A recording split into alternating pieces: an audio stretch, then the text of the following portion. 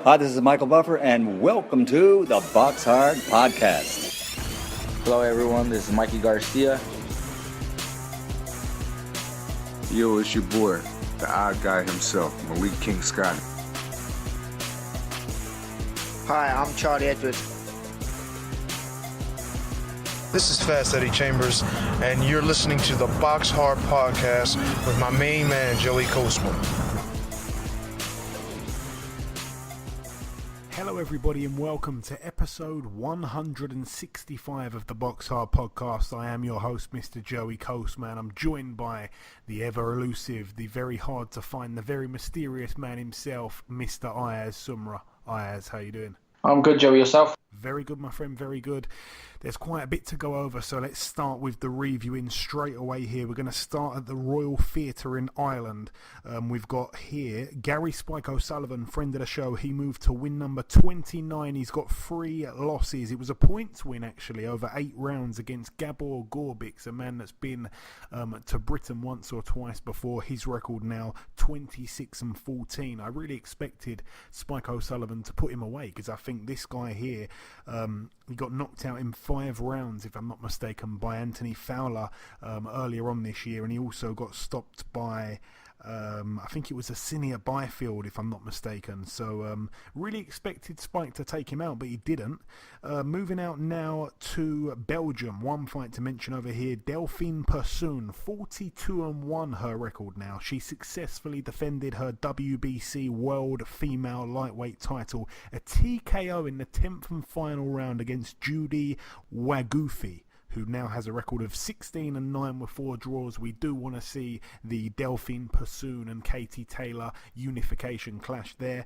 Moving out now to Croatia, we had Filip Hrgović, the bronze medalist in the 2016 Olympic Games. He took on Kevin Johnson, who actually came in at late notice. Kevin Johnson, he put in a shift, as he always does. He toughed it out over 8 rounds, unanimously though, in favour of Filip Hrgović. He could not get the kingpin out of there. Kevin Johnson, his record diminishing all the time, 33-12 with 1 draw. Hrgović now the perfect 7-0.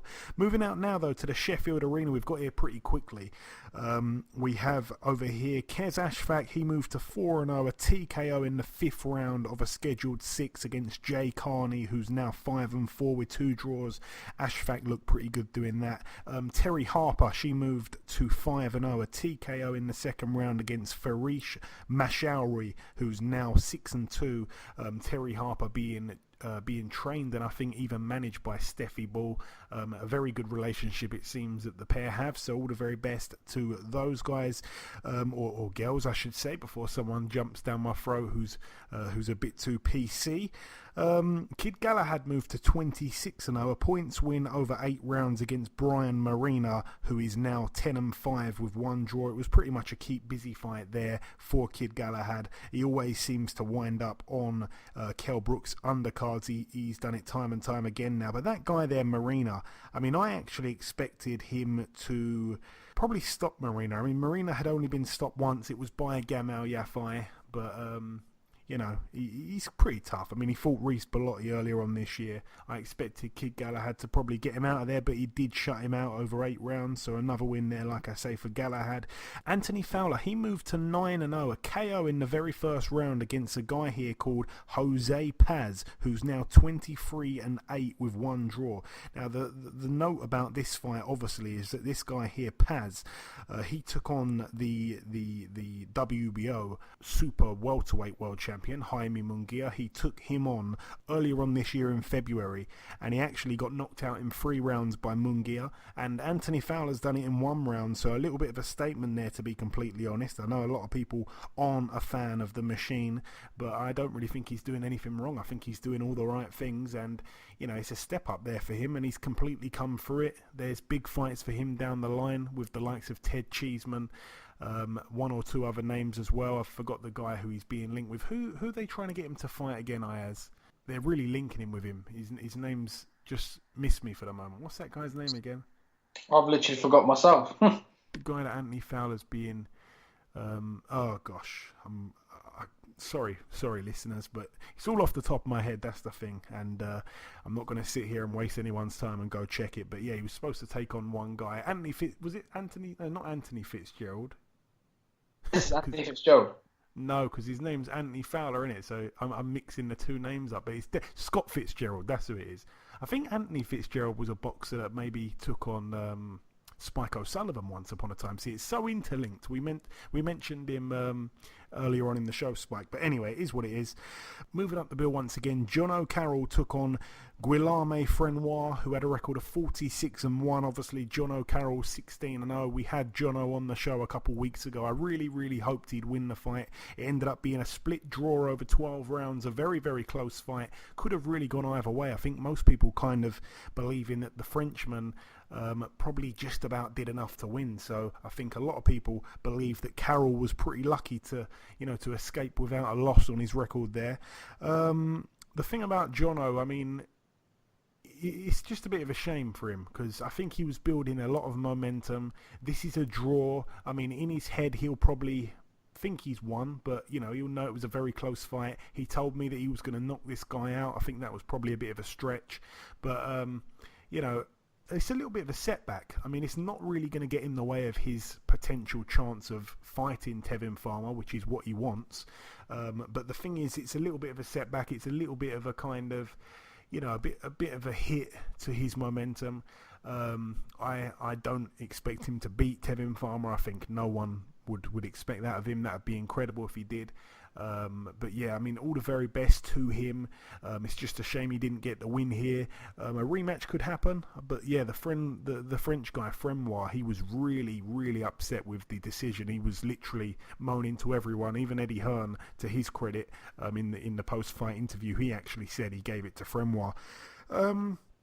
Moving up now to the main event, Kell Brook Ayaz 37-2. I mean, he came in at 150 pounds when he could have came in at 154. He came in 4 pounds lighter than he had to be, purely to prove a statement and also to basically get prepared to go down to 147 for the Khan fight. Even though Khan's been linked with Crawford, and it seems like he may have done the whole thing for absolutely nothing, and Khan's just sitting there laughing. But anyway, in the other corner, Michael Zarafa, 25-2. No one really gave him a chance. It was a much, much, much more competitive fight than anyone believed it'd be. What did you make of it, Ayaz? What did I make of it? What a joke fight it was, to be fair. Let me explain why. I'll tell you why. From the very first round, I thought Kell Brook boxed very well. I thought Kell Brook who were hitting with very hard shots, and Kell Brook was on the attack already from the first round. That's when I thought, yeah, Kell Brook's going to knock him out. And then the second round, Kell Brook gave him a good round. And after the second round, Kell Brook started slowing down. It's like he just didn't want to be in there. He was getting hit with easy shots with that right hand. And Zafera at one point literally had Kell Brook in trouble, but obviously Kell Brook at the end won the fight on points. John Fex, he's a good trainer, don't get me wrong, but I just don't think he suits Kell Brook's style. I personally think if I was Kell Brook, I'll go back to Dominic Ingram and make Dominic Ingram my permanent trainer.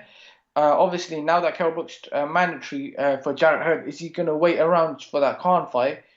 I personally think the Khan fight is not going to happen. I personally think Khan is doing what Khan does for his best, is that he's going to go for the Crawford fight, and he's going to make his last ever fight. He's going to try to make that against Kell Brook, but I personally think Kell Brook's next fight is not going to be Khan.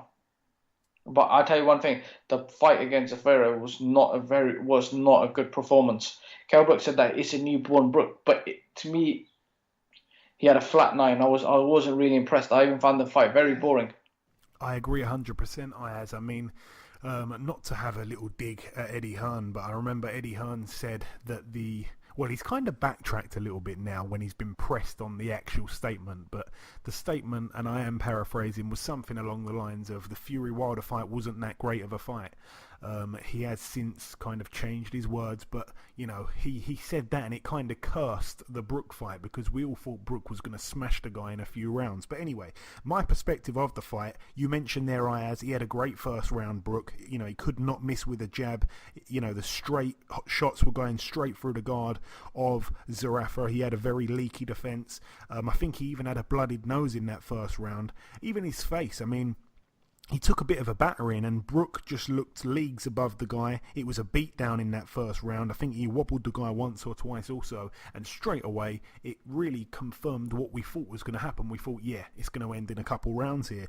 And then obviously the second round, it was a much closer round. I think Brook actually took one or two good shots. I mean, he still won the round, but he wasn't as dominating as he was in that first round. Zerafa, I think, started to move a little bit better also, rather than just stand there and be a static target for Kell Brook to just unload shots on him. In the third round, there was actually an argument for Zerafa actually winning that round. He hit Brook with some beautiful left hands, including one that seemed to actually lift Kell Brook off the ground, but the commentators completely didn't pick up on that shot.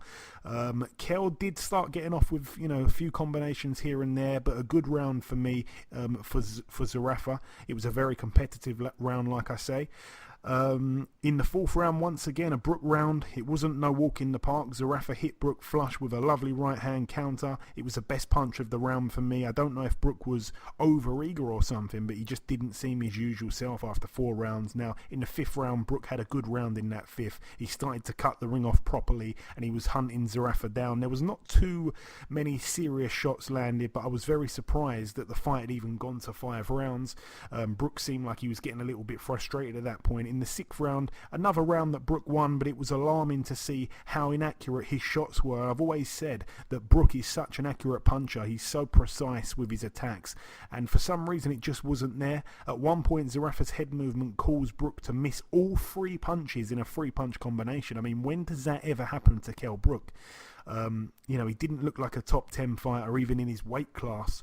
Brook hurt Zerafa a few times in the 7th round. Zerafa was able to weather the storm. Brook again took a good right-hand counter in that 7th. Zerafa, as we know, he'd only been stopped once, and it was against Peter Quillin, who for me is a much more legit knockout artist and big puncher than Brook. I mean, Brook's best knockout win is probably... I think we talked about it possibly last week. I could be wrong, but I think his best knockout win's probably against Senchenko.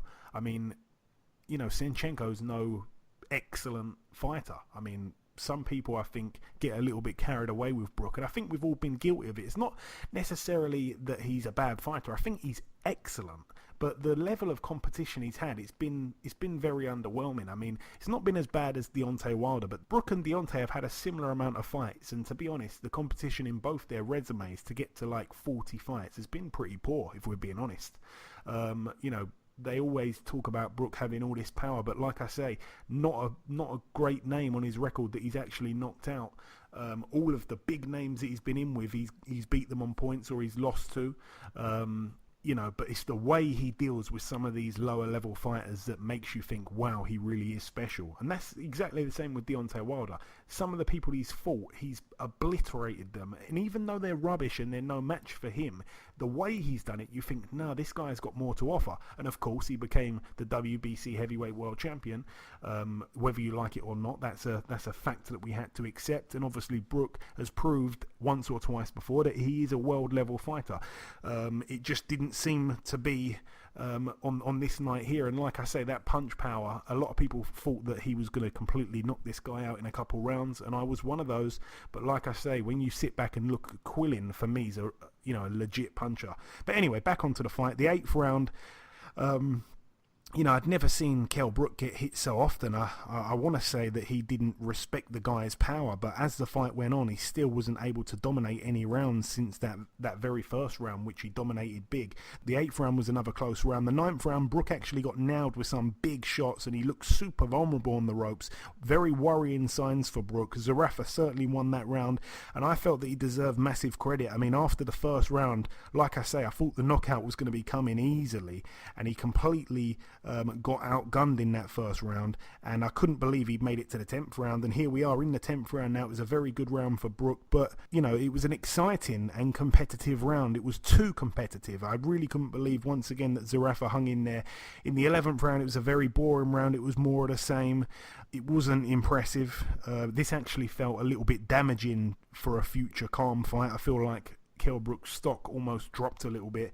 And then in the 12th round, there was a few rocky moments for both men, but aside from that, it was a fairly boring final round of a boring fight. And fair play to commentators Carl Froch and Adam Smith for not going easy on Brook. They were harsh on Brook, I felt. I felt it was probably like a 9-3 kind of fight. I think some people gave Brook every round. I don't see how you could have possibly done that. But yeah, he didn't seem his usual self, Brook. You mentioned that, Ayaz. And one thing that I noticed in the post-fight interview, he seemed to be very emotional about the Khan situation. Maybe that's where his head was. I mean, Brook came in, like I say, at 150. You know, he was getting ready for that Khan fight, and it still looks like Khan will be going elsewhere. Brook's more than likely put his body through hell and come out 4 pounds under the weight limit for absolutely no reason. So yeah, I feel like Khan's playing more games, though I do think the fight needs to happen now because one of the guys will lose. You know, they're already winning fights in not very convincing circumstances. Brook did not win the other night convincingly, and Khan's win against Vargas when he touched the deck himself once or twice, you know, it wasn't a convincing win. They need to get it on now because both those guys are pretty much there for the taking, I think. Not so much with Brook, because I think he's got a fantastic chin, and I give him a chance against anyone on his night.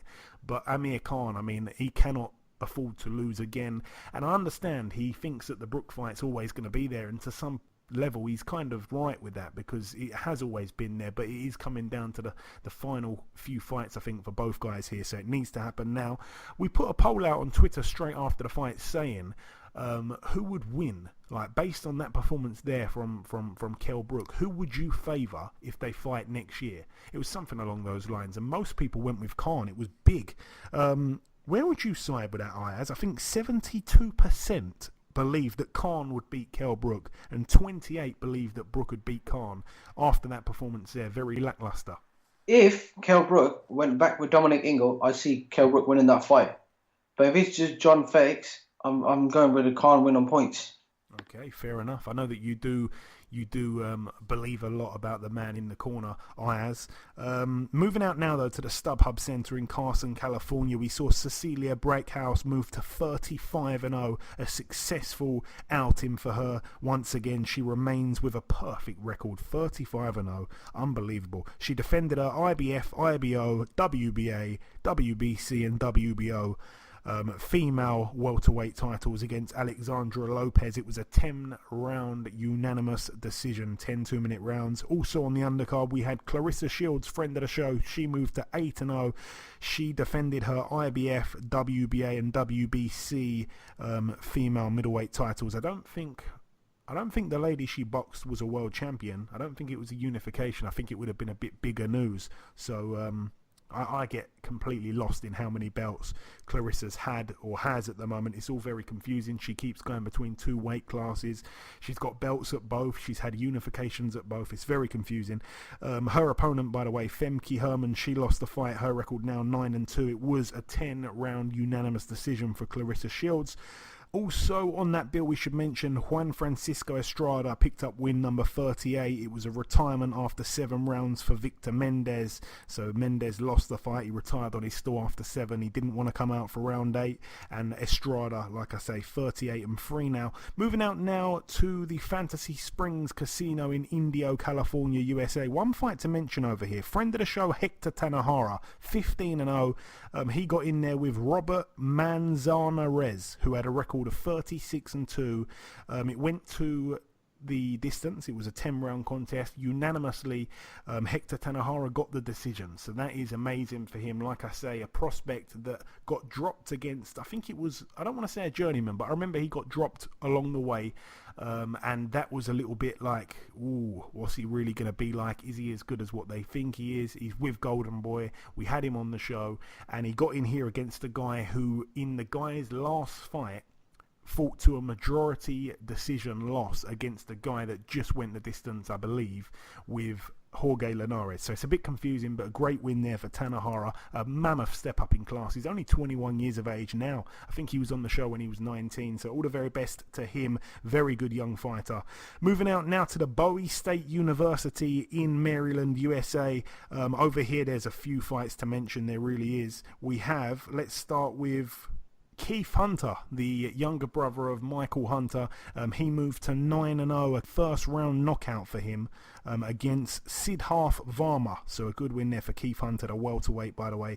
I say it was welterweight. I mean, he came in at 143, so perhaps he's eyeing a move down to 140. A little bit Brook-esque there, where he's come 4 pounds under the weight limit. Also on the bill, we saw Michael Fox, friend of the show. He moved to 19-0, a win in the second round, a TKO in the second round against Gonzalo De Lara, who actually was 5-0 undefeated. A good win there for Michael Fox, the 140 fighter, who's 6'3.5". Also on the bill, we saw Hassim Rahman Jr. He moved to 7-0, a unanimous decision over 4 rounds against his opponent, who was 3-19 with 1 draw. He won 3 rounds, he lost 1 round, and also he's got a bad cut on his eyelid. It was real nasty, right in the middle of his eyelid, you know, literally right above where his pupil would be. It split. It was very nasty. So all the best to Hassim Rahman Jr. Also amateur standout Lorenzo Simpson. I think his amateur record was something like 176-3, something like that. He picked up a win on his debut, a TKO in the very first round there for Lorenzo Simpson. Moving out now, though, to the final bill to mention at the Madison Square Garden Theatre, we saw Teofimo Lopez 10-0. He took on Mason Menard 34-3. It was for the vacant NABF lightweight title. Now, Mason Menard is a little bit of a gatekeeper. I don't think he'd like that tag, but he is a bit of a gatekeeper. Menard earlier this year took on Devin Haney, and Devin Haney's being talked about as one of the best prospects in world boxing. He's been on the show before, Devin. Shout out to you. So yeah, he fought Devin Haney. Black China was sat ringside for that fight, if I remember correctly, and Devin Haney actually went to the 9th round with him, and then Menard decided to retire on his store at the end of the 9th round, so he didn't come out for the 10th and final round. Now I'm going to get my infamous measuring stick out here. Teofimo Lopez, he stepped in the ring and knocked Mason Menard out in 40 seconds of the first round. I mean, it was quite staggering. I could not believe my eyes. I know a lot of people are very big on Lopez. They're saying he could perhaps be one of the best prospects in world boxing, and that's not just, you know, in America, that's not just for his weight class, that is simply in the world. A lot of people saying, you know, he's above the Josh Kellys, he's above some of the other guys, the Devin Haney's, and like I say, he certainly proved it if you compare it to the Devin Haney fight there.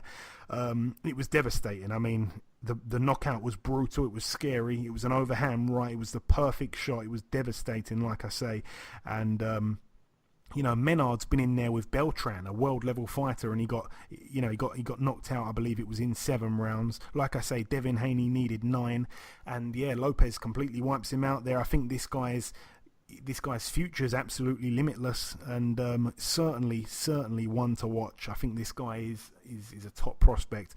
Moving up the card once again, let's now mention the very unfortunate Isaac Dogbe 20-0 fight against Emmanuel Navarrete 25-1. Now Navarrete's one loss came in a 4-rounder on point, so you can never read into a 4-round points loss too much.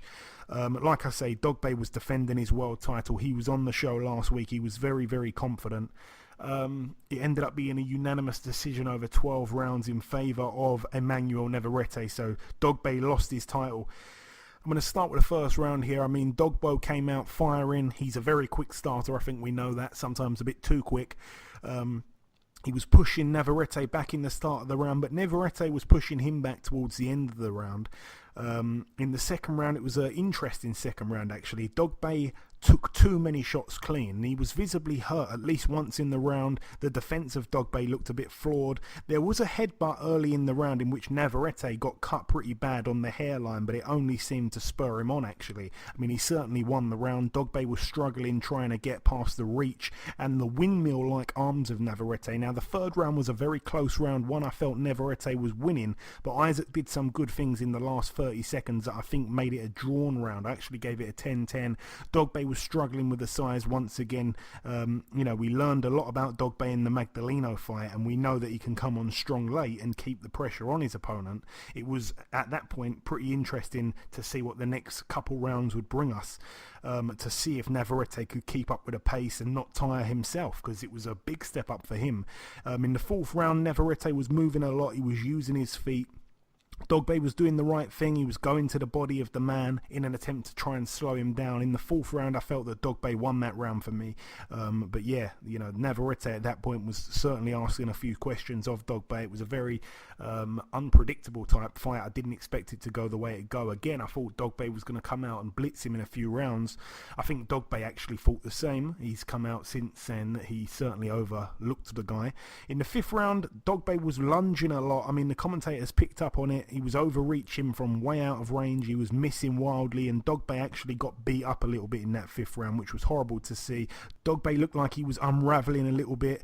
Navarrete looked pretty awkward and unorthodox, and I don't really want to be an after-timer, but I felt this was a bad stylistic matchup for Dogbay at that point there in that fifth round. Navarrete was stalking Dogbay down. In the sixth round, Navarrete was constantly backing Dogbay up and continuing to catch him, and Dogbay took too many clean shots once again. He looked like he was running out of ideas and he didn't really know what to do. His face was swelling up. He wasn't getting through with many shots. There was nothing working for him. He could not get a rhythm going, and he was being overwhelmed, to be honest, Dogbay, and he needed to do something big in the second half of the fight. Now, in the second half of the fight, the seventh round, Dogbay actually boxed much better in the seventh. I mean, he pushed Navarrete back for the first time in a while. I gave that round to Dogbay. On my scorecard at the time, it was a very important round, and that round for Dogbay made it a draw on my card, actually, because Navarrete didn't do too much at all in the seventh round. I thought he could perhaps be slowing down. In the eighth round, straight away, Dogbay was on the front foot. He was putting pressure on Navarrete. Navarrete was struggling with Dogbay. I don't know if Navarrete was tiring at that point, but he was only fighting in bursts. Did the bodywork start to, come into play, the bodywork that Dogbay was putting in earlier on in the fight?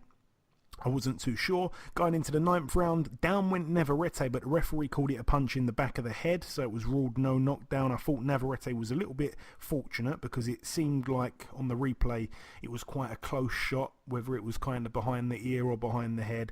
The replay wasn't a great angle, I've got to be completely honest. Navarrete, when he did get back up, it was like he just got given an energy boost. He started to bring it to Dogbay, and I actually gave him the round simply because the knockdown wasn't scored, so it was a 10-9 round for Navarrete on my card. Now, in the 10th round, it was a fantastic round of boxing. Both men got hit with bombs. Isaac had to take too many power punches for my liking, but he slipped on some water and it was ruled a no knockdown, but it was a bad slip. I mean, it was a brilliant round, but Isaac's power didn't look as dangerous as it had done previously, and this guy was a tough Mexican. It's as simple as that. The commentators, I felt, were being too harsh on Dogbay. All night they had him losing wide, and after 10, I think one of the commentators, I can't remember his name, but he had it 8-2 to Navarrete. I actually gave the round to Navarrete, but I had it 5-4 with one even round after 10. So I had it a lot closer than this commentator. I thought he was too far off. In the 11th round, Navarrete hunted down Dogbay. Dogbay once again slipped on some water. Dogbay was in trouble. Another Navarrete round. I couldn't believe what I was seeing. At that point, Dogbay needed a knockout. In the 12th round, there was not much that come from Dogbay apart from guts. I mean, he is a brave warrior, he is a soldier, but he wasn't a winner on my card. He lost that final round also. Navarrete could end up being a problem in the division, I think. But saying that, obviously, Isaac always has to give away a lot of height. I mentioned last week to him, do you like fighting guys that are taller than you? Some people do, some people don't, and he basically said he hasn't really got a choice. He's very, very short for the weight, and I've heard that he apparently struggles to make the weight also, which is another factor of how difficult it may be for him to find a way back to world title status. I mean, we all thought that Dogbay would actually stop this guy in a few rounds, and like I say, he had to dig way deeper than anyone thought, and I think, I'm not 100% sure, but I think it was a voluntary defence. He showed a lot of heart in there. He's a wonderful, wonderful guy. He's got a fantastic story, but I hope he doesn't just disappear back into oblivion, because he's very much a guy who's in the Who Needs Him club, I think. I'm unsure of what the contract says, but I'm hoping he's got a few more fights with Top Rank so they can bring him back, because he's still young, and obviously, he can come back with the right fights, with the right people behind him. But if he goes back to Ghana without a big promoter, then it's a sad thing, but it could be the end of Isaac Dogbay, because he goes back there, there's no media attention on him, there's no big promoter, there's no money, people don't want to go to Ghana to fight him. is terrible. You know, he's had to fight his way up the very, very hard way. And like I say, he's got a fantastic story and he belongs at the top, but a very bad night for him. And he's come out and said that himself. I actually had it 116-113. The reason why it looks a little bit dodgy is because of the 10-10 round I gave early on, but my scorecard was very similar to the three judges. I mean, we all had it very close. I think two judges had it 115-113 and one judge had it 116-112, all in favour of the new champion Navarrete. So very much all close together, my scorecard and theirs, and the commentator who was scoring it was way off. But yeah, moving up the card once again, Vasily Lomachenko 11-1 took on Jose Pedraza 25-1. It was for the WBA Super World Lightweight title and the WBO World Lightweight title. Pedraza brought the WBO and Lomachenko brought the WBA Super. Unanimous decision over 12 rounds in favour of Lomachenko. Pedraza was down twice in that 11th round. I'm going to go through the fight here as quick as possible. Lomachenko in the first round, for me, didn't really do too much. I mean, he come out and had a look at Pedraza. Pedraza, I think, threw more shots, but nothing really telling landed from either guy. Lomachenko landed with a lovely left-hand counter that probably pinched in the round, but that was about the only shot that landed of note. In the second round, I felt Pedraza had a decent round. He got through to the body of Lomachenko a couple of times. Lomachenko did return fire though with some meaty looking straight lefts. Lomachenko probably just about edged it by a little bit on both the rounds there. So I had it 2-0 after 2, but it was very close rounds. I felt very competitive. In the third round, I mean, I feel like I've said all I can about Lomachenko. Every time I speak about him, I mean, he constantly moves and looks at angles. He constantly makes you think in there, which exhausts you mentally, and he's very quick, so you've got to be ready for an unpredictable shot at an unpredictable angle at about 1 second's notice, if that, probably half a second.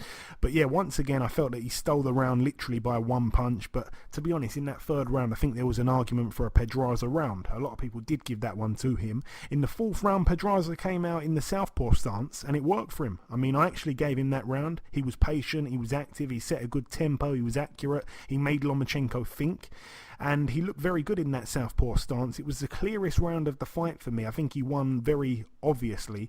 Lomachenko did land the best punch of the round though, but for me, again, still a Pedraza round. In the fifth round, I gave that one to Pedraza also. Pedraza went to the body of Lomachenko with some nice shots.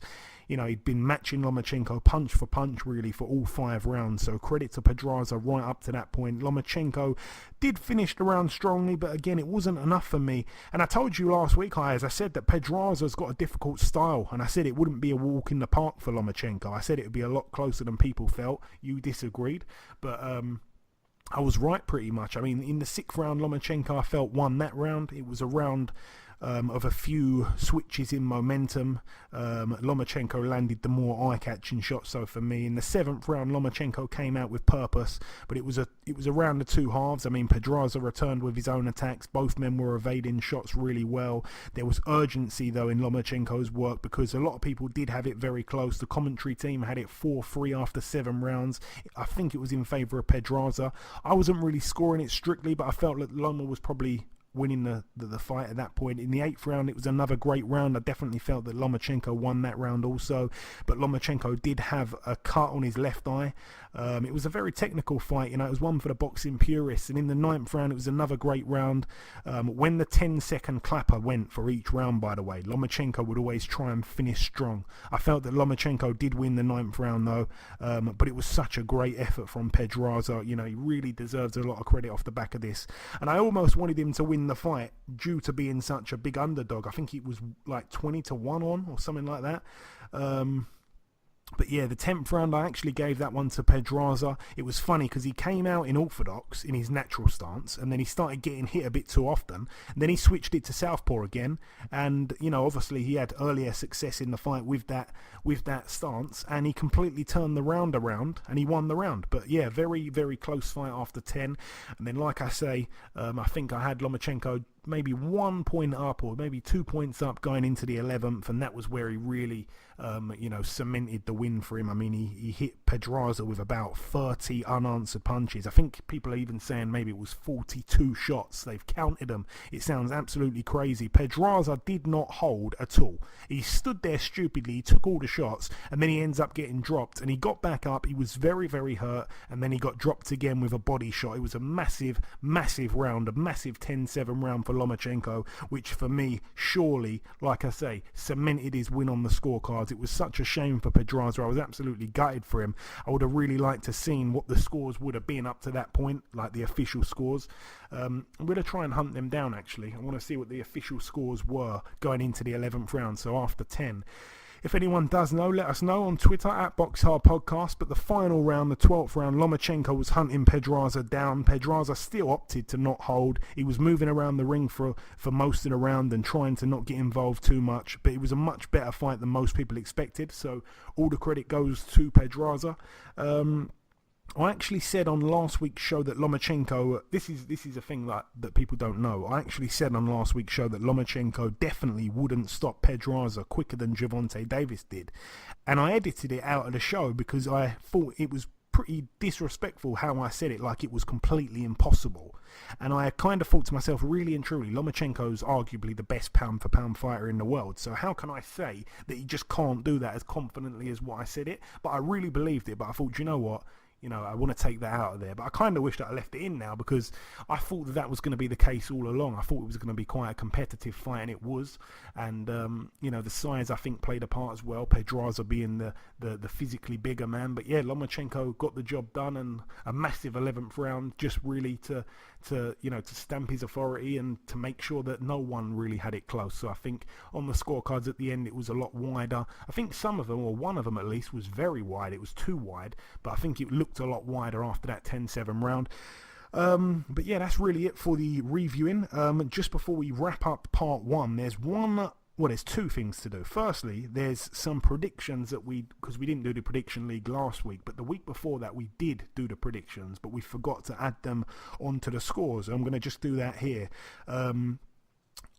I went with Wilder to knock Fury out. That obviously didn't happen. Ayaz, you went with Fury on points, and so did the listeners. That is what should have happened, by the way, but it ended up being a draw. So unfortunately, no one gained a point there.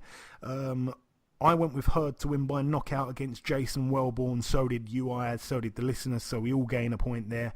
And then when we talked about Luis Ortiz and Travis Kaufman, I went with Ortiz by knockout. The listeners went with Ortiz by knockout, and Ayaz actually opted for Ortiz on points, which very nearly happened. He needed the last 30 seconds in the fight to actually get the stoppage. So yeah, you almost got it right there, Ayaz. Very, very close. Too close for my liking, but yeah, too little, too late. Yeah, you don't gain a point there. So 2 points for me and 2 points for the listeners, but 1 point for you, Ayaz. So you're at the back at the minute, from the front to the back. It's been a torrid few weeks on the prediction leagues for you. But anyway, that's it. Like I say, just before we wrap up part one, the last thing to do is to welcome guest number one. Ladies and gentlemen, please welcome the former British and WBO European champion. It is, of course, Mr. Liam Williams. Liam, welcome back on the show, my man. Thanks for having me, mate. Appreciate the time. It's always good to have you on, Liam. So we last spoke back in August. At that time, you were getting ready for your September 7th fight. Now, firstly, I believe you had an opponent switch pretty late on. Am I right in saying that? Yeah, very late. It was all a bit of a shambles, to be honest with you.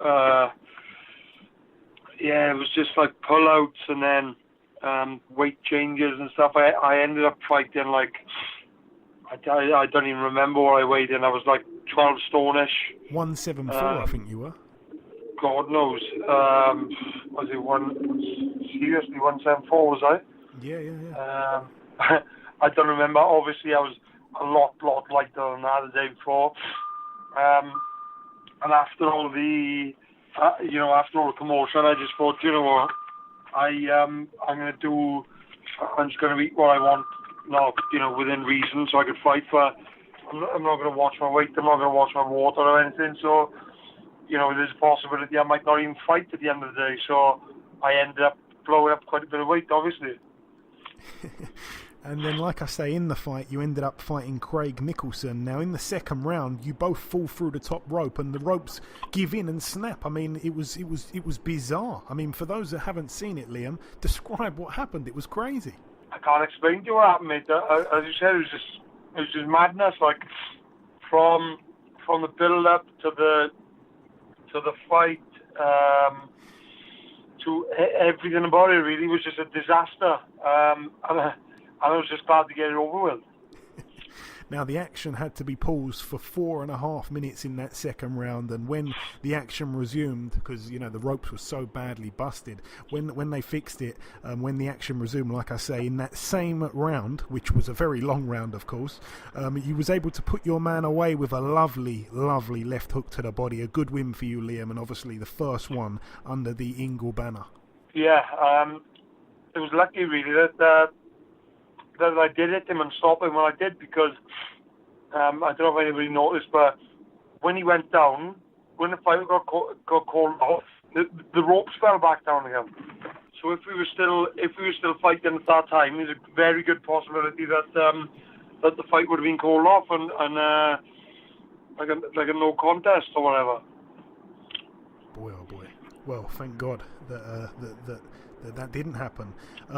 You know, when you were last on the show, obviously you mentioned at the time about this possible fight against JJ Metcalf. Now, that fight then got made after your win, but yeah, there was some uncertainty whether Metcalf was going to be fit to box. I think it was himself, actually. He had a few mixed opinions on if he was going to be 100%, and I think that you kind of decided you'd rather just forget about all the messing around and just take on Mark Heffron instead. Am I right in saying that?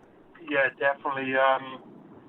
Everybody's saying, like, this is a fair play for you to stepping up, fighting Mark, blah, blah. I was the one who asked for the fight against Mark because he needed an opponent, and so did I. So, you know, why not? I'm a big light middle anyway. I can still make light middle, like, you know, I could still make light middle next week. But this opportunity have come up, and, you know, it's for a British title. It gives me a chance to win a British title at second weight. So it's something about it which really impressed me, you know. And Mark Heffron is, like I say, December 22nd is the date, the Warrington vs Frampton undercard. What do you know about Heffron, Liam? Obviously he's doing all the right things, but he hasn't really fought anyone remotely close to your level just yet. Do you know what I know about him? Two things of a certain. One is he's a bully, and two is he can punch. Other than that, he hasn't showed us anything else. He's got decent jab, decent footwork, just decent. But he's been in with nobody, so it's difficult. You know, I'm not going to sit there and slag him off because, you know, he could show up on the night and absolutely obliterate me, which you know, obviously I really, really don't believe is going to happen. I don't think he's going to come anywhere close. But, you know, I can't slag him off until I make my own opinion and get in there with him myself. Mark Heffron, he's just a bully. His brother was a bully, and he got dealt with by myself badly. And I believe I'm going to deal with Mark badly. And like I say, this fight's going to be taking place at middleweight, Liam. So you're kind of stepping up in weight from super welter. But as we said, your last two fights have been pretty much, I want to say, pretty much at light heavyweight almost. That's a massive step from super welter. Looking at that, is it going to be a struggle to make 160? Absolutely not. I could make 160 tomorrow morning. I'm walking around. You know, I'm healthy. I'm eating really well. I'm eating 4 meals a day. You know, and not just 4 small meals. I'm eating 4 good, like, you know, good carb-based meals. I'm drinking 8 litres of water every single day. And I woke up this morning and I think I was just 7 or 8 pounds overweight. After you know, I haven't cut back nothing, and I only trained once yesterday too. So, and that's just, you know, I don't even need to tell you this information. I probably shouldn't tell you this information, but I'm very comfortable. I'm happy in myself, and I'm feeling good and healthy. I can't wait. And obviously, JJ Metcalf I think he's lost out on this a little bit, but are you interested in a fight with him, perhaps after this, or have you kind of wiped your nose with him now, kind of thing, wiped your mouth with him, I should say? To be honest with you, I never needed Metcalf anyway. He was just there. He was just a platform for me to get a good win and back onto the big stage and some big fights. That's honestly what I believed he was. I didn't think he was great at all. People saying I've ducked Metcalf to go and fight Heffron, which would be the most ridiculous. That's just that's stupidness. Like, Heffron's a lot better fighter. The main event on the same night as your fight, the main event, the fight that tops the bill, Warrington versus Frampton. A lot of people are very split on this, Liam. Do you favour either guy, or is it a 50-50? Do you know what? As soon as you said that to me, then I'm thinking I know what's coming next, and I am going to answer to give you. For me, I think if I could break it down in my head, maybe I'm wrong, but I think Frampton's going to come out looking very good, technically superb, landing some good shots, better boxing ability, which I think even Josh Warrington will agree that Frampton's he's got that more natural ability. I think he's going to come out boxing well, controlling the first couple, and I just think Warrington's going to bring that relentless pressure and drag him into a dogfight, and then who knows? I genuinely don't know. I can see it going both ways, so I'm just kind of sitting on the fence at the moment. No, that's completely fine. One fight I want to ask you about also that's happening this weekend. Rocky Fielding trying to do an unbelievable thing, go out to the States and beat Canelo. Can he do it? Possibly. Even Rocky himself knows he's got a massive task in front of him, and so does everybody else. But I'm not shy to say, like, Canelo, he's elite level, and he's a special fighter. So if he was the same size as Rocky Fielding, he beats him hands down. But he's not. He's a lot smaller, and I think the size could play a massive part in this fight. And I wouldn't be totally shook if Fielding beats him, simply due to the size advantage, Yeah, for sure. The size difference, like you pick up on, is very evident. Coming down to the final two questions now for you, Liam. I want to ask you, if you have one, what is your prediction come fight night for yourself against Heffron? Obviously, when you fought his brother, you were able to beat him. I think he perhaps retired after 6 or something like that. How do you see this fight playing out? I just predict a win. As long as I win, I couldn't care less. It doesn't matter to me. I just want to come away with a win and become two-time, two-weight British champion. But I honestly feel a stoppage coming on. I feel a late stoppage coming on because I'm super motivated for this fight, and I'm coming out firing, believe me. But no, that would be a brilliant achievement to win a British title at 2 weights. Not many people can say that they've done that. So the final question for you now, Liam. It is the month of December. It'd be rude to not ask. What is on your Christmas wish list in terms of your career? What can you do in 2019? Where can you be in a realistic world this time next year? This time next year, I could 100% be fighting for a world title, or have fought, possibly even being world champion. Who knows? But for me, I respect Mark Heffron as a fighter, and I can't look past him. Yeah, for sure. Any closing words just before we let you go, Liam? No, just thank you again, mate. Always appreciate you having me on, and nice speaking to you. It's nice speaking to you. As always, Liam, it's always a pleasure having you on the show. Thank you for your time. Best of luck for the 22nd. Have a great Christmas, and we'll catch up sometime in the new year. Good man. Thank you. Okay, now it's time for part 2 on this week's show. This part, of course, the news part. There's not too much, I believe. Ayaz, what do you have for us, sir? Oh, yes. Carlos Takam will be added to the Chisora White undercard. Yeah, I mean, there was always the rumour about Carlos Takam fighting on the 22nd. So yeah, no real surprise there. I think Dave Allen's ruled himself out of that fight. I don't think anyone really would have wanted to see that fight anyway. It'd be interesting to see who he fights, because obviously David Price is in a heavyweight clash on that one against Tom Little. You've got Carlos Takam, you've got the main event, obviously, White and Chisora. So not quite sure who it leaves, really. Not quite sure who it leaves to put him in with that's going to be competitive. He's not like a massive name.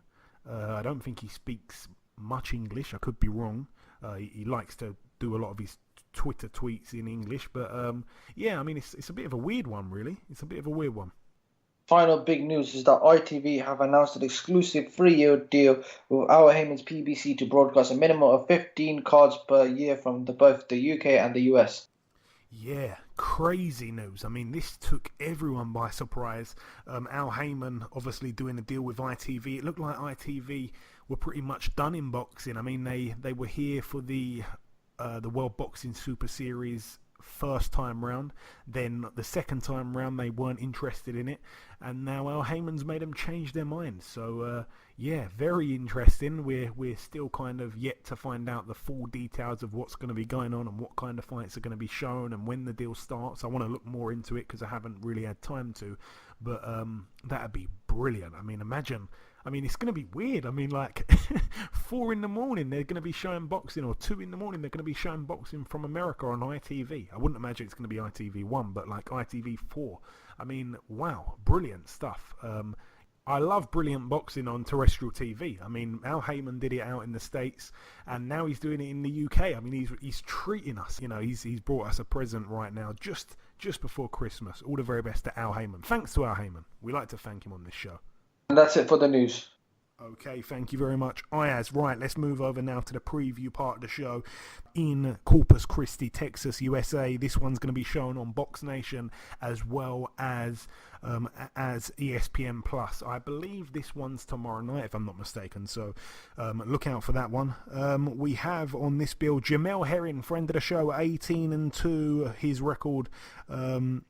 He's in an 8-rounder against Adeilson Dos Santos, a Brazilian fighter that I've seen a few years ago take on Kid Galahad. I think it was at the Ponds Forge in Sheffield. So, Adeilson Dos Santos, 19-5. Should be a decent-ish fight. I think that Jamel Herring should beat this guy with ease pretty much. I think Dos Santos, if I'm not mistaken, since he lost to Galahad in 2014, I think he's had something like 4 wins, 4 losses or something like that. He hasn't had a great run since losing his O to Galahad.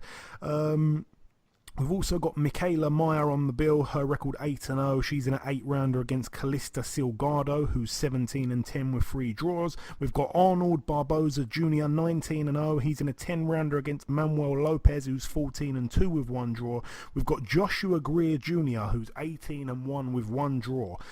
He's in a 10-round contest against Daniel Lozano, who's 15-5. I've said it before, Joshua Greer Jr. is a guy that likes to carry around a pillow with loads of big and small Z's or Z's, I like to call them, on the pillow like you're going to sleep. He likes to carry it around to the weigh-in, and if he's got it with him, then it usually means he's going to knock you out, and to be honest, most of the time he's right.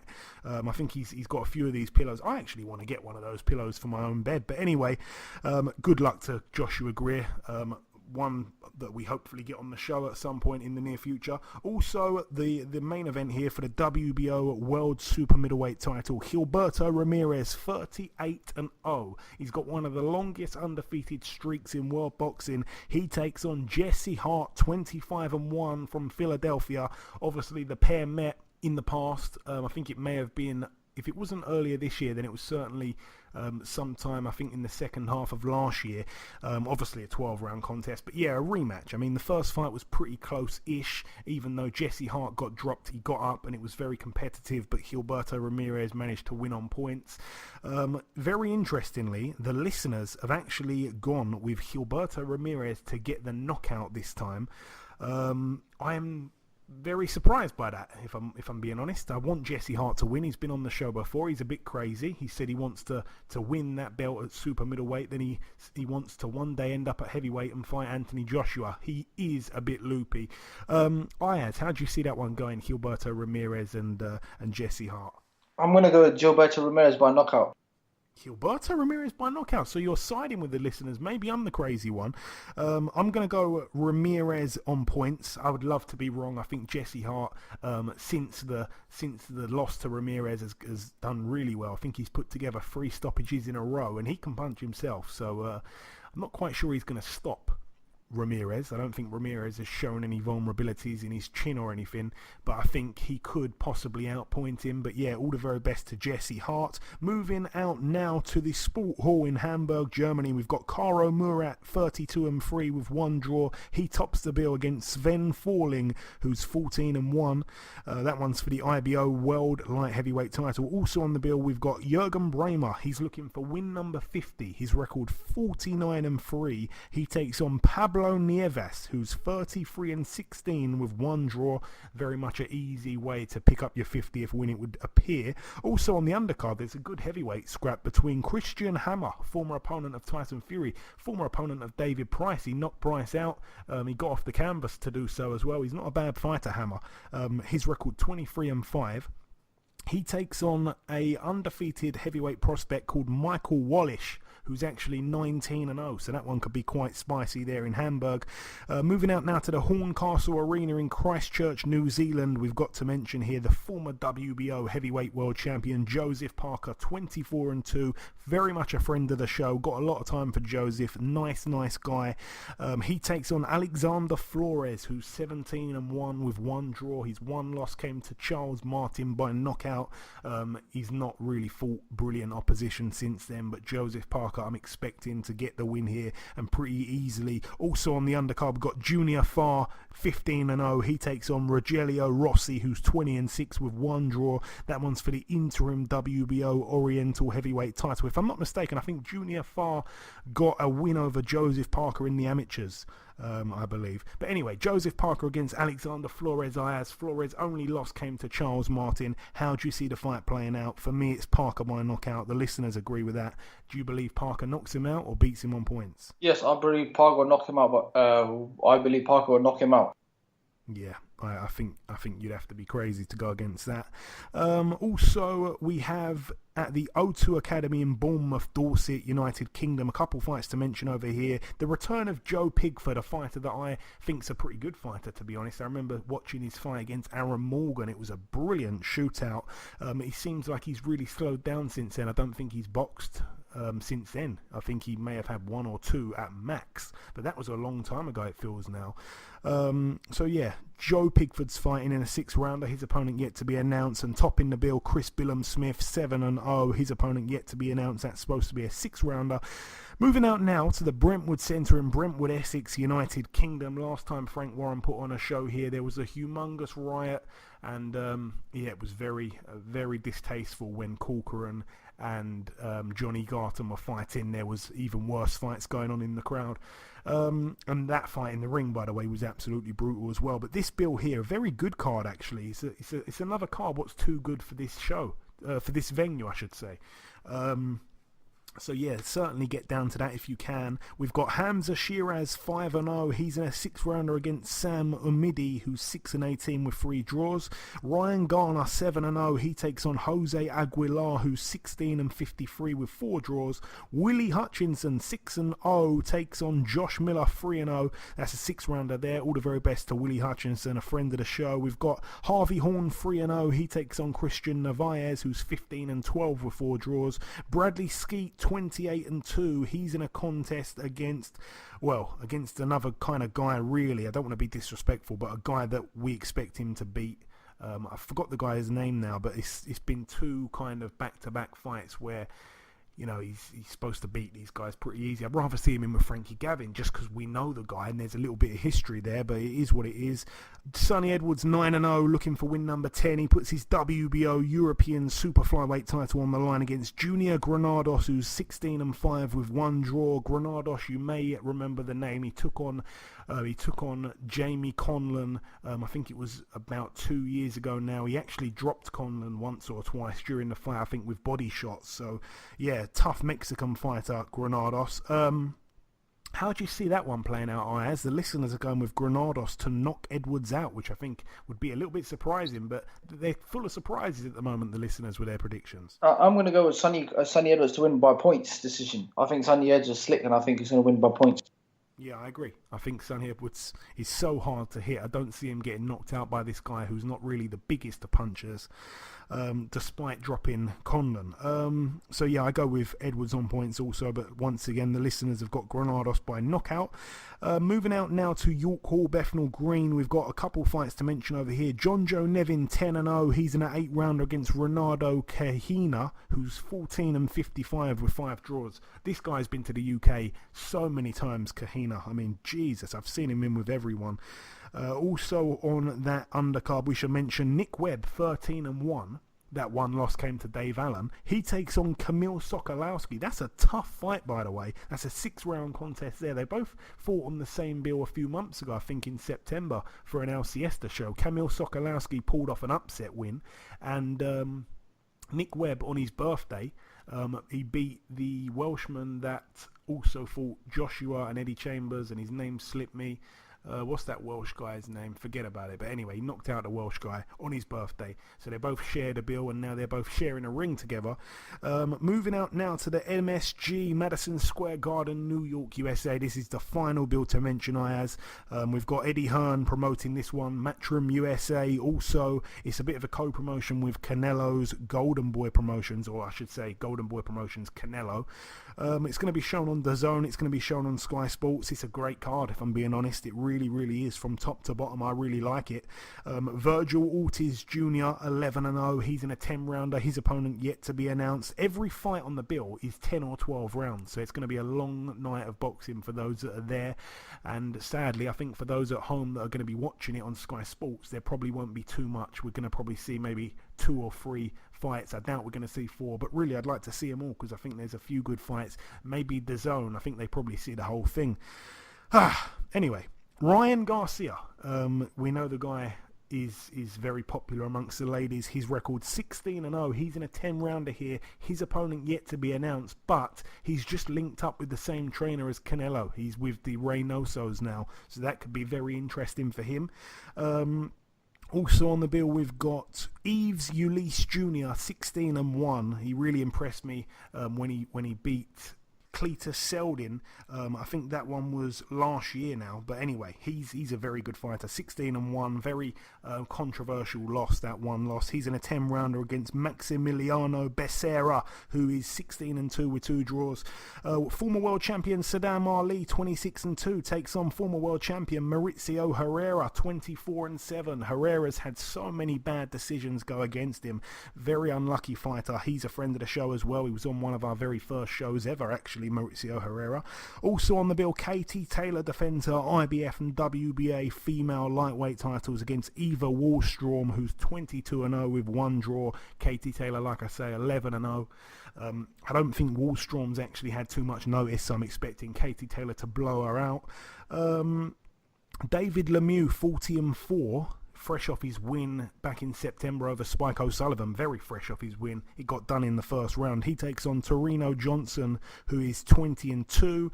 Tevin Farmer, 27-4 with 1 draw, takes on Francisco Fonseca, 22-1 with 1 draw. This one is for Tevin's IBF world title. Now, this guy Fonseca, he has that 1 loss, and that 1 loss came to Gervonta Davis.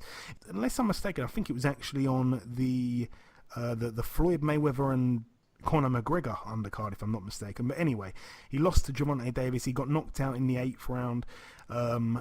He hasn't really got a great record. I mean, most of his records pretty padded. He's fought a lot of guys with losing records. He got to the undefeated stage and then got wiped out by a very bad-looking Gervonta Davis, actually. Davis looked really bad that night, but he still won by knockout in the end. I'm expecting Tevin Farmer to probably outpoint him comfortably, or maybe hit him a little bit flush too often and end up forcing a stoppage late on. But I don't think he does it before 8 rounds, but if he does, he makes a real statement, Tevin Farmer. He's been fighting very active, and I know that he likes to do that. And the main event, Ayaz, the final fight to mention here, Rocky Fielding 27-1. He done the unthinkable when he went out to Germany and he took the title away from Tyrone Zeuger. He looked amazing that night. Now he steps in against Saul Canelo Alvarez, a real pound-for-pound top fighter. 50 wins, 1 loss and 2 draws, Alvarez now. Obviously, he's moving up in weight. Is the jump a bit too high for him in terms of weight? He's the much shorter guy. Rocky Fielding, obviously, from stocky, as they say. He really can punch, Rocky Fielding. I think Canelo's got a good chin. I just don't really give Rocky Fielding much of a chance. I mean, I'd love to see him do it. I would absolutely love to see him do it, but it's a tough ask, and I think he knows that as well. Even Canelo, I think, has penciled in his next fight for May the 4th, I think at the T-Mobile Arena. I think that's a bit of news that broke earlier this week. So he's looking past Rocky. Well, hopefully he is looking past Rocky, and that gives Rocky a bit of a chance here. Yes, I think it's going to be a tough fight for Rocky Fielding. Obviously, Canelo is just a pound for pound, and Star's last fight we saw beat Gennady Golovkin. But Rocky Fielding, in order for him to box in that fight, you need to use his size. But if I'm going to go with a win, I'm going to go for Canelo by knockout. Yeah, then you're in agreement there with myself and the listeners. I think that Canelo, I'm going to say this now, I think that Canelo will win by a body shot finish. I think he's going to stop Rocky to the body. That's what I think happens. I mean, obviously, Callum Smith got him out there in the first round. And if Canelo doesn't do that in the first round, then it even makes Callum Smith's win that little bit more special. I tell you what, people think that, people thought that the fight was crazy when they mentioned Golovkin and Callum Smith. I think that's a cracking fight, by the way. But anyway, that's another fight completely altogether. Yeah, a good fight. I'm looking forward to it. But someone said earlier this week, it doesn't feel, I think it was Michael Fox, we mentioned him in the review part of the show. He said it doesn't feel like Canelo fight week. And the problem is, a lot of people in the US do not know who Rocky Fielding is. I mean, even Sugar Ray Leonard accidentally called him Roger Field. He actually accidentally called him Roger Field. So yeah, he doesn't have much profile in the US, unfortunately, Rocky. Coupled with the fact that Canelo's last 2 fights have been against Golovkin. They've been mega fights. They've been arguably fight of the year on both occasions. So yeah, that's probably why it doesn't feel like a Canelo fight week, because it's the first time in a long time, probably since he fought Liam Smith, where he's took on someone who is not really a worldwide name. And that was the same in the Liam Smith fight, even though they did, great numbers there at the stadium in Texas, I believe it was. But yeah, enough on that fight. All the very best to Rocky. Of course, we'd love to see him do it. He has already become a world champion, though. I don't really think he's cashing in. I think he believes in himself. I know that Jamie Moore's going to put together a great game plan, and I absolutely pray that it works out for those guys there. But yeah, you have to favour Canelo. I mean, one of the best fighters in the world. But hopefully the weight's too much for him. We shall have to wait and see. All the very best to Rocky. But that's really it for the preview part of the show. We brought you part 1. We brought you part 2 now. And just before we wrap up part 2, the last thing to do is to welcome guest number 2. Ladies and gentlemen, please welcome the current USBA Super-Featherweight champion. It is, of course, Mr. Jamel Herring. Jamel, welcome back on the show, my man. Hey, man, it's good to be back, man. It's good to be back, man. Always great to have you back, Jamel. So we last spoke, it was quite a while ago. It was back in April, just before your debut fight with Top Rank against Juan Pablo Sanchez. That was a fight where you went into it looking to make a statement. I think you said on the show that you'd be a little bit upset if you didn't score a knockout. You was able to score a knockout in the 5th round. Was there a new boost of hunger or motivation for you, Jamel, when you signed with Top Rank and had that first fight there? Oh, yeah, of course. Like you just pointed out, it was a new promotional body. I had a chip on my shoulder from the previous fight before that, and I just wanted to go in there and make a statement to show everyone that, I still got it and that I take my career seriously. And I often like to get the measuring stick out a little bit here, and I'm going to do that here. Obviously, you knocked out Sanchez in the 5th round. A few months before that fight, Sanchez fought Teofimo Lopez, the guy that just dissolved Mason Menard in about 40 seconds or something the other night. We mentioned the fight earlier on in the show. Now, Lopez went the distance with this guy over 6 rounds, and you, Jamel, did it in 5. That really is something there. Jamel, after all this time, I mean, I've been announcing announcing you on the show as the former US Marine, the former Olympian, and those are fantastic things. But I introduced you just there by the first time as a champion, because obviously you've now finally picked up a belt after all this time. How does it feel to be the USBA Super-Featherweight champion, Jamel? Oh, it's a great honor, man. You know, just to like you said, finally pick up a title in the pro rankings is a blessing. But you know, now I'm just ready and I'm focused once again, and I'm even hungrier to pick up that world title. And like I say, that last fight that you had, it was the first time that you'd ever actually weighed inside the 130 limit. In your first fight, doing that, you picked up a title, like I say. How did it feel in the fight, Jamel? Obviously, we spoke before, but obviously during the fight is what matters. Oh, man, I felt great. Especially for for it being my first time at officially at super-featherweight limit of 130 pounds, you know, it felt good. Like I wanted to also prove that I was the stronger man. The weight wasn't bothering me, and that I could still perform at the highest level. And although it was your second fight with Top Rank, the entrance was unbelievable. I mean, what did you make of it? How good did it feel? You were in a dressing room with soldiers dressed in camo uniforms. You walked out to the ring with US Marines lined up saluting you. I was just so happy that no other nations tried to invade the US that night, because the whole army was there for you. It was crazy because it was actually a surprise. Like I actually didn't know until I walked out of my dressing room. And that's when I seen all the Marines and everybody lined up. So, you know, that was a big surprise, but it was a good feeling. Yeah, it was amazing to watch it on TV. It was really something. Obviously, you celebrated your birthday the other month. You're 33 now, Jamel, but you've only had 20 fights. You're still pretty fresh. Do you feel the age of 33, or do you still feel, a lot fresher than that age, especially you're now training alongside the likes of Terence Crawford and others? I actually feel a lot fresher because, I started boxing late. So, I don't have a lot of wear and tear on me. And like you said, with the new team, how I'm taking care of my body has played, a big difference in what I'm doing now. And eventually it showed the last fight, that I did 10 rounds strong, fairly easy. Could have actually did 12. And, like I said, the proof is in the pudding.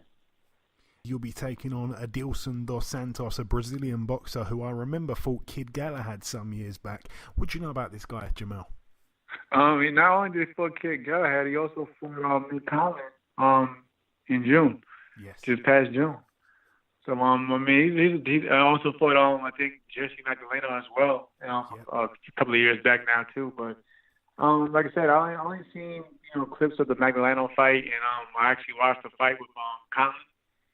Throughout the camp, and he's not a bad fighter, but it's nothing like that I haven't seen before in my own career. So, I'm just looking forward just to getting this, not looking past him, but getting a good, fashionable win here, and looking forward to bigger and better things. Yeah, I think he's a relatively tough guy. I think he can punch a bit as well. A win here would make it 3 wins out of 3 for you in the year 2018. It would also be 3 wins out of 3 for you since joining Top Rank. Is there any plan set in place for you for next year just yet, Jamel, or is it a little bit early for that? We actually hopefully once we get past this, with no issues, I'm looking to come back. Around March, and I believe around that time, we're looking also forward to seeing Terence Crawford come back as well. And around that time, I should be hopefully, if all goes planned, I should be fighting for the WBO World title. And who holds that title, of course, is Masayuki Ito. So we're looking to see if hopefully he gets past his first title defense in the end of December, I believe, end of this month. So, that's the plan, and that's the guy we're looking at. But, like I said, we just have to focus on this weekend first before we move on to the next. And your gym mate, obviously, you mentioned there, Terence Crawford. He tried to FaceTime Errol Spence. Errol Spence didn't answer the phone, but the pair ran into each other, thankfully, and they had some words. That's a fight that we'd all love to see. I know that you'd back Terence to win the fight, but from a non-biased point of view, Jamel, do you see it as a 50-50 fight? Can Spence beat Crawford, or is it just all Crawford? Oh, yeah, I'm actually close. I'm actually close with both individuals. Of course, Errol was my teammate back in the 2012 Olympics, And I look at it, it's a 50-50 fight. They're both, really good athletes in their weight, and of course, in the welterweight division. So I don't see it as a walkover for anyone. I believe whoever brings their A game will definitely come out on top. But I'm not going to be biased and pick this guy, that guy. But I think it's a fairly even fight. One question that I want to ask you on that fight, I'm not going to ask you to pick a winner, but do you see, if that fight did happen, do you see that going the distance, or do you see a stoppage for one man? I don't know. It's hard to say. I think I see probably see a distance, because they're very both durable guys. So like I said, it all depends on who brings their who brings their best to the table, and because it's going to be a high caliber fight. So, but and then like I said before, they're very durable. So I see it going to the distance. Do you see Mikey Garcia causing Spence any problems when they clash? Oh, that's a tough one. Because of course everyone's looking at the size. I mean, Mikey has the skill set, to deal and handle a lot of guys out there. But like you said before, this weight class is for a reason. So we'll just have to see, how he handles the weight. But I believe, Mikey will put up a competitive fight, if the weight doesn't bother him at all. And coming down to the last couple questions, Jamel, I know that obviously you like to watch all the weight divisions, really. You like to watch a lot of boxing. Who do you see winning at the World Boxing Super Series 140 tournament? Obviously, you've got the likes of Regis Prograis and Josh Taylor, probably many people feel will be the two finalists. Do you agree with that? If so, who do you see winning that? Yeah, of course. I'm really close with Josh. Josh competed against each other in the amateurs. I know Regis as well. But people also need to realize that the Beast is also, he can make a lot of upsets as well, so he can't pass him either. So I mean, it's very competitive at that weight class for that tournament. But if you ask me about the other side of it, I believe that in terms of what is it, 122 pounds, I believe it is. I believe the Monster is obviously the favorite to win in that bracket. But in terms of 140, I think it's very competitive, and you can't just take your eyes off neither one of those guys left in there. Yeah, 100%, I agree. And the final question really for you, Jamel, I like to ask everybody this question during the month of December. What is on your Christmas wish list in terms of your career in a realistic world? Where can you be and where do you want to be this time next year? My wish list, like I said, is to pick up this win and then get that call saying that I've been there to compete for a title. Obviously, right now I'm ranked number 10 with the IBF, so it's good to be ranked at a world level now, could be considered a contender. But this time next year, hopefully I'll be a world champion trying to unify another world title. That would be fantastic, my friend. That really will. I'd love to see you achieve that. You truly do deserve it. And have you got any closing words at all, just for our listeners, before we let you go, Jamel? I'd just like to say, I appreciate, I would love coming on to the show, talking with you, man. You always been a great support. And I appreciate everybody out there listening. So, if anybody has any questions, they can just follow me at Jamel Herring on Twitter, Instagram. And I'll be, happy to reach back out to them. Very well said, my friend. Listen, Jamel, I'd like to wish you a great Christmas, have a great New Year, and I'm sure that we'll catch up sometime in the early part of 2019. Thank you. Same to you, man. Same to you and your family. God bless you, Jamel. Take care, my friend. God bless you as well. Take care. Okay, and this wraps up episode 165 of the BoxHard Podcast. I've been your host, Joey Coastman. Ayaz Sumra has been Ayaz Sumra. A massive thank you to our two guests on this week's show, the USBA champion Jamel Herring and the former British champion Mr. Liam Williams. There has been a few things happen since we've been recording the show. Daniel Dubois has pulled out of his fight on Saturday due to the flu. His opponent Razvan Kajanu will now step in next weekend against Nathan Gorman, as Alex Leapai, his original opponent, I believe has pulled out the fight. I'm a little bit sad about that, to be honest. I think Leapai is probably a bit better than Kajanu, but it'll be interesting nonetheless. Josh Buatsi on the same night on the Dillian White and Derek Chisora undercard will be fighting against the former Chris Eubank Jr. opponent, Reynold Quinlan. Quinlan got stopped by Eubank in the 10th round, so I guess it will be a decent test, but I'm not really interested in that fight for Mr. Buatsi. Jose Uzcategui, he gets his first defense of his IBF title after James DeGale vacated it. He takes on Caleb Plant on January 13th.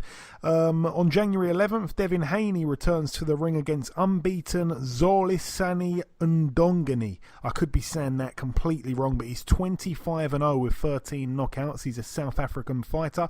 Billy Joe Saunders will now be fighting on the Warrington vs Frampton undercard next weekend against Zoltan Serra, who has a record of 32-17 with one draw. Of his 17 losses, 13 have come by knockout. He got stopped by Adam Etches in 4 rounds, by Caleb Plant in 1 round, by Avni Yildirim in 2 rounds, and Liam Smith in 3 rounds. So I'm expecting a very early night's work there for Saunders. And finally, Alida Alvarez is a man of his word. He's giving Sergei Kovalev a chance to win back the title he dethroned him of. The pair will get it on once again on February 2nd in Texas. But that's about it for the news. I'd like to thank you all for tuning into the podcast once again this week. The Prediction League currently stands at myself in the lead on 78 points. You, the listeners, are on 73, and Ayaz is at the back on 72. There are another 4 points up for grabs this weekend, so best of luck with that. Enjoy your weekends, people. Stay safe, and we'll catch you all again next week.